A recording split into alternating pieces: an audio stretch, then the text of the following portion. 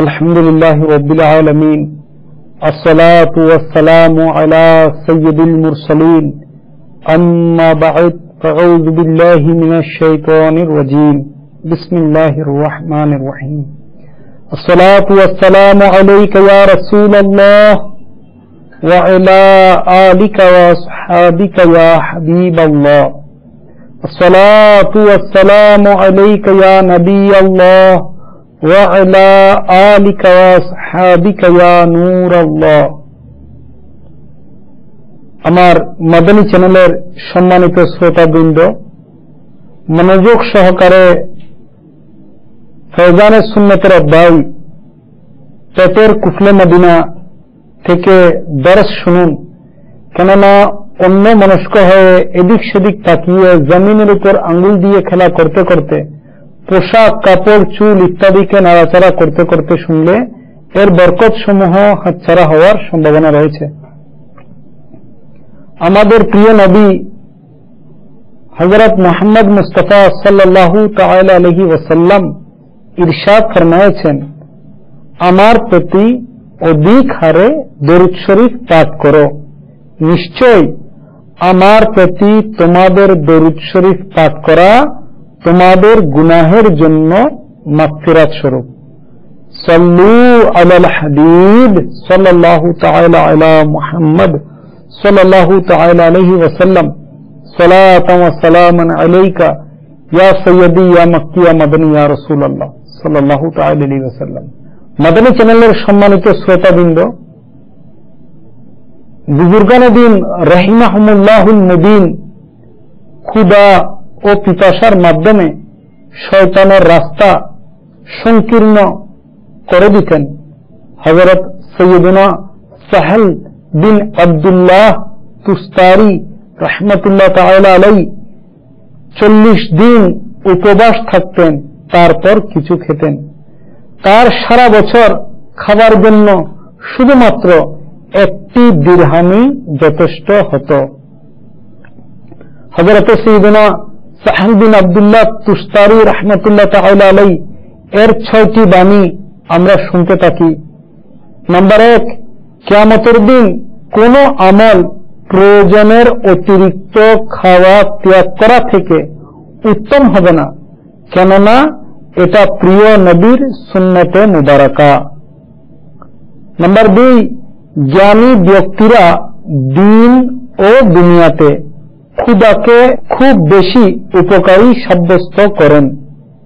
Number 3, আখিরাতে ভালো পুরস্কারের প্রত্যাশীদের জন্য খানা থেকে অধিক ক্ষতিকারক অন্য কোন বস্তুকে আমি মনে করি না।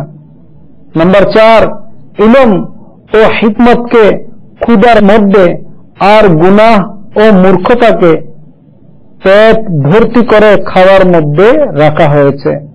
নাম্বার 5, যে নিজের নফসকে ক্ষুধার্ত রাখে তার অন্তর থেকে কুমন্ত্রণা সমূহ নিঃশেষ হয়ে যায়।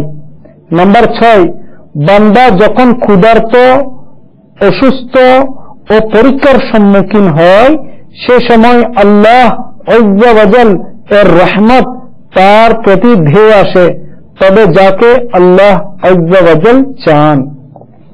কুতুল কুলুব এ রয়েছে, ক্ষুধা হলো বাদশার মতো, আর যে পেট ভরে আহার করে তা হলো গোলামের মতো। ক্ষুধার্ত ব্যক্তি সম্মানিত, আর অধিক পেট ভরে খাওয়া ব্যক্তি অপদস্থ। এছাড়া এটাও বলা হয়েছে যে ক্ষুধা সম্পূর্ণই সম্মান, অপরদিকে পেট ভর্তি করা একেবারে অপমান। আর অনেক পূর্ববর্তী বুজুর্গগণ রাহিমাহুমুল্লাহু তাআলা হতে বর্ণিত রয়েছে যে ক্ষুধা আখিরাতের নিয়ামত লাভের চাবি, আর জুহুদ অর্থাৎ দুনিয়ার প্রতি অনাসক্তি এর দরজা। অন্যদিকে পেট ভর্তি করে খাওয়া দুনিয়ার চাবি আর দুনিয়ার প্রতি আসক্তির দরজা। হযরত সাইয়্যিদুনা বায়জিদ আলাইহি রাহমাতুল্লাহিল মজিদ এর নিকট জিজ্ঞাসা করা হলো, আপনি ক্ষুধার্ত থাকার প্রতি এত তাগিদ কেন দেন? তিনি ইরশাদ ফরমান, যদি ফেরাউন ক্ষুধার্ত থাকত তবে কখনো নিজেকে খোদা দাবি করত না, আর যদি কারুন ক্ষুধার্ত থাকত তবে কখনো বিদ্রোহ করত না। উদ্দেশ্য এ যে এদের কাছে সম্পদের আধিক্য হওয়ার কারণে এরা অবাধ্য হয়েছে। আমার মাদানী চ্যানেলের সম্মানিত দর্শকবৃন্দ, সত্যি সুস্থতার নিয়ামত ও সম্পদের আধিক্য অধিকাংশ সময় মানুষকে গুনাহের প্রতি আসক্ত করে দেয়।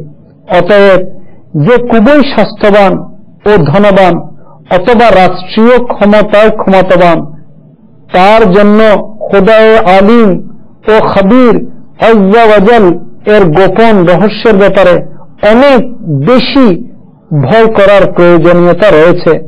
যেমন হযরত সাইয়্যিদনা হাসান বসরি রাহমাতুল্লাহ তাআলা আলাইহি বলেন, যাকে আল্লাহ আযজা ওয়াজাল দুনিয়াতে রুজিতে অর্থাৎ ধন সম্পদে প্রাচুর্য ও বাদ্য সন্তানের নিয়ামত, মাল সম্পদ, উত্তম স্বাস্থ্য, ইজ্জত সম্মানের পদ, মন্ত্রী বা রাষ্ট্রপ্রধানের পদ অথবা শাসন ক্ষমতা ইত্যাদির মাধ্যমে ঐশ্বর্যবান করেন, কিন্তু তার এটা যদি ভয় না হয় যে এটা আরাম আয়েশ আল্লাহ আযজা ওয়াজাল এর গোপন তদবির, তবে বুঝতে হবে এই ধরনের ব্যক্তি আল্লাহ তাআলা এর গোপন রহস্য হতে উদাসীন। হযরত সৈয়দনা ইমাম মুহাম্মদ বিন আহমদ জাহবি রাহমাতুল্লাহ তাআলা আলাইহি কর্তৃক রচিত কিতাবুল কবাইর এ আল্লাহ আযজা ওয়াজালের গোপন তদবিরের ব্যাপারে যারা ভয় রাখে না তাদেরকে কবিরা গুনাহ সমূহের মধ্যে অন্তর্ভুক্ত করেছেন। সুতরাং ধনবান ও অন্যান্যদের সাথে গরিব, অসুস্থ ও বিপদগ্রস্তদেরও আল্লাহ আযজা ওয়াজাল এর গোপন তদবির সম্পর্কে ভয় করা জরুরি। কারণ হতে পারে এইসব মুসিবতের মাধ্যমে তাদেরকে পরীক্ষার সম্মুখীন করা হয়েছে। তাই সকলের মনে এই ভয় থাকা উচিত যে নাজায়েজ অভিযোগ, শরিয়ত বিরোধী ধৈর্যহীনতা ও অসচ্ছলতা এবং মুসিবতকে হারাম পদ্ধতির মাধ্যমে নিঃশেষ করার চেষ্টা করা, এসব আখিরাতে ধ্বংসের কারণ হয়ে দাঁড়াতে পারে। সুখ শান্তিতে জীবনযাপনকারীদেরও রব্বে আজিম ও কদির আযজা ওয়াজাল এর গোপন রহস্যের ব্যাপারে ভয় করা ওয়াজিব। কারণ আবার যেন এমন না হয় যে দুনিয়াবি নিয়ামত লাভ হওয়ার কারণে অহংকার, অবাধ্যতা ও নানা ধরনের গুনাহের ধারাবাহিকতা বৃদ্ধি পেতে থাকে। আর এ কারণে সুন্দর স্লিম ফিগার ও ধনসম্পদ জাহান্নামের ইন্ধন হওয়ার কারণ হয়ে দাঁড়ায়। এ ব্যাপারে হাদিসে নববী ও ফরমানে খুদাবন্দি শুনুন, আর আল্লাহ আযজা ওয়াজাল এর গোপন রহস্যের ব্যাপারে প্রকম্পিত হন। নবী আকরম নূরে মুজাসসম রসুল মুহতাশম শাহে বনি আদম হযরত মুহাম্মদ মুস্তাফা সাল্লাল্লাহু তাআলা আলাইহি ওয়াসাল্লাম ফরমান, যখন তোমরা কোন নেক বান্দাকে দেখো যে আল্লাহ আযজা ওয়াজাল তাকে নিয়ামত সমূহ দান করেছেন আর সে নিজের গুনাহের উপর প্রতিষ্ঠিত, তবে বুঝবে এটা তার পক্ষ থেকে অবকাশ বা সুযোগ প্রদান।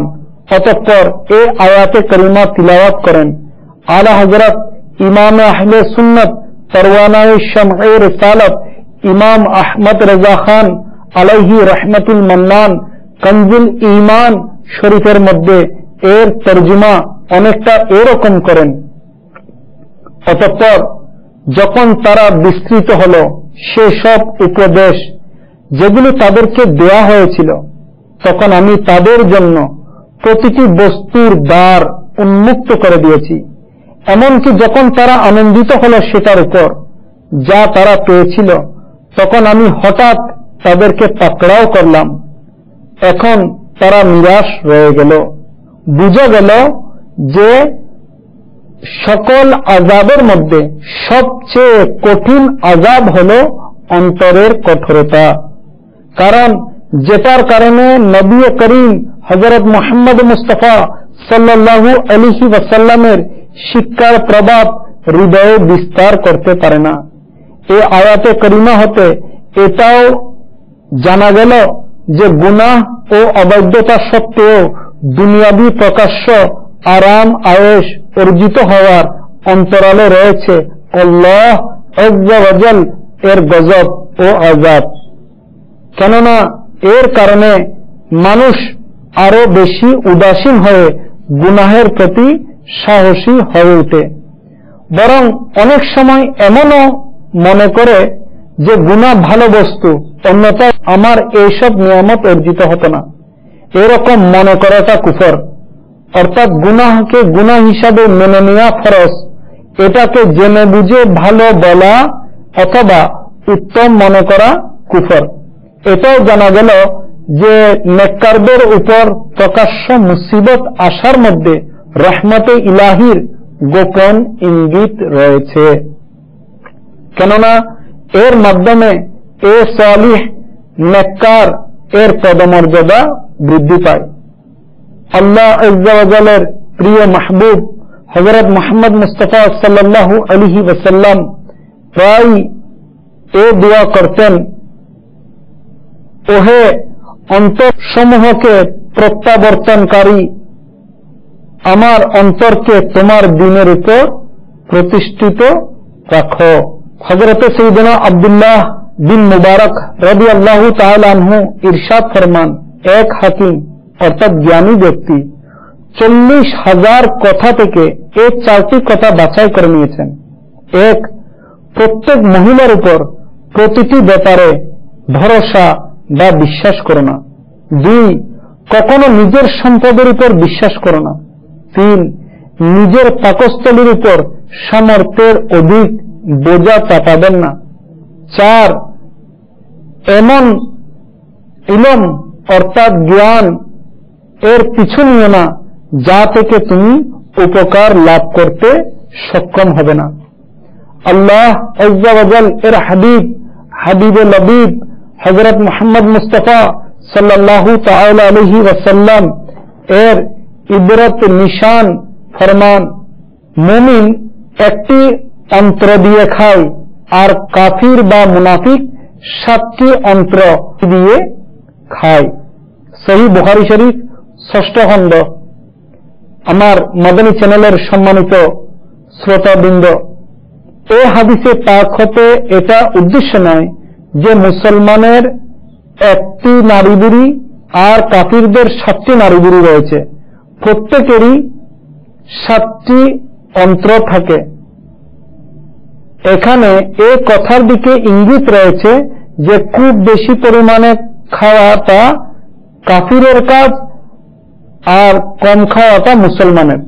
হুজ্জাতুল ইসলাম হযরতে সাইয়েদনা ইমাম মুহাম্মদ গজ্জালী আলাইহি রাহমাতুল্লাহিল ওয়ালি এই হাদিসে মুবারাকার ব্যাখ্যা করতে গিয়ে বলেন যে মুমিনের মোকাবেলায় মুনাফিক 7 গুণ বেশি খায় এবং মুনাফিকের দুনিয়াবি খাইশ মুমিনের খাইশ বা ইচ্ছা থেকে 7 গুণ বেশি হয়ে থাকে।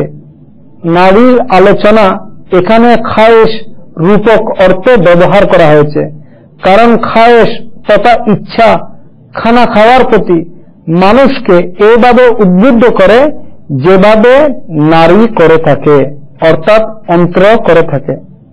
এ থেকে এটা বোঝানো উদ্দেশ্য নয় যে মুনাফিকের অন্ত্র তথা নারী মুমিনের নারী থেকে অধিক রয়েছে। হযরতে সাইয়েদনা হাসান বসরি রাহমাতুল্লাহ তাআলা আলাইহি বলেন, মুমিন একটি ছাগলের মতো যার নিকট 1 হাতের তালু পরিমাণ শুকনো খেজুর, 1 মুষ্টি জব, 1 ডোক পানি যথেষ্ট। আর মুনাফিক একটি হিংস্র জন্তুর ন্যায় চাবানো ছাড়াই গোঘ্রাসে খায় আর গিলে ফেলে। তার পেট নিজের প্রতিবেশীর জন্য সংকুচিত হয় না, এবং নিজের ভাইকে নিজের কোনো বস্তু উৎসর্গ করে না। আলা হযরত ইমাম আহলে সুন্নাত পরওয়ানায়ে শামঈ রিসালাত ইমাম আহমদ রাজা খান আলাইহি রহমাতুল মান্নান খুবই কম খাবার খেতেন। হযরত সৈয়দ আইয়ুব আলী শাহ সাহিব রহমতুল্লাহ তাআলা আলাইহি বলেন, আলা হযরত রহমতুল্লাহ আলাইহি এর খাবার খুব বেশি হলে এক পেয়ালা ছাগলের গোশতের ঝোল, তাও আবার মরিচ ছাড়া, এবং 1 বা 1.5 টুকরা পরিমাণ সুজির তৈরি বিস্কুট, আবার তাও প্রতিদিন নয়। অনেক সময় এই অল্প খানাও দৈনন্দিন রুটিন থেকে বাদ পড়ে যেত। कर अता अहमद रजाए अहमद मुरसल हमें मेरे मौला हजरत अहमद रजा के वास्ते। हजरत सैयदना अब्दुल्लाह बिन अब्बास রাদিয়াল্লাহু তাআলা আনহুমা বলেন, জ্ঞানী ব্যক্তির উচিত যে 7টি বিষয়কে যেন 7টি বিষয়ের উপর প্রাধান্য দেন। 1. অসচ্ছলতাকে সম্পদ প্রাপ্তির উপর, অপমানকে সম্মানের উপর, বিনয়কে পছন্দের উপর, ক্ষুধাকে পেট ভরে খাওয়ার উপর, শোককে আনন্দের উপর, গরিব নেককারদেরকে উচ্চ মর্যাদা সম্পন্ন দুনিয়াদার লোকদের উপর, এবং মৃত্যুকে জীবনের উপর।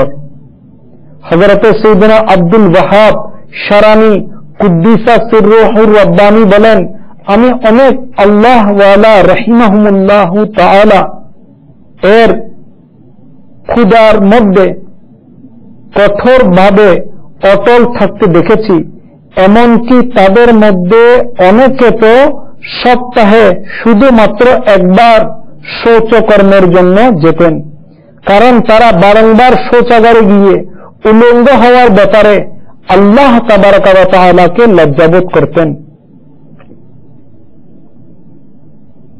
সৈয়দ শায়েখ তাজউদ্দিন জাকির আলাইহি রহমাতুল্লাহ এ ব্যাপারে এমন পর্যায়ে পৌঁছে গিয়েছিলেন যে তার শুধুমাত্র 12 দিনে একবার ওযু করার প্রয়োজন হতো।